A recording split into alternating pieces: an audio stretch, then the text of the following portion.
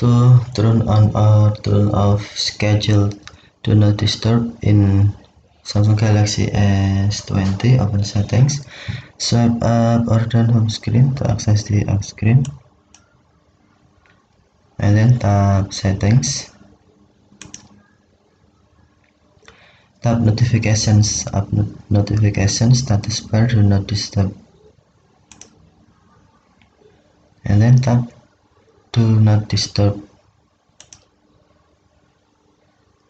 Select turn on as schedule. To turn on schedule, tap schedule switch you want to turn on, until blue to enable or tap until white to disable.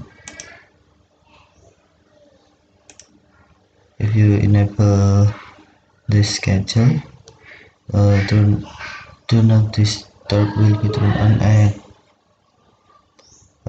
this clock and day.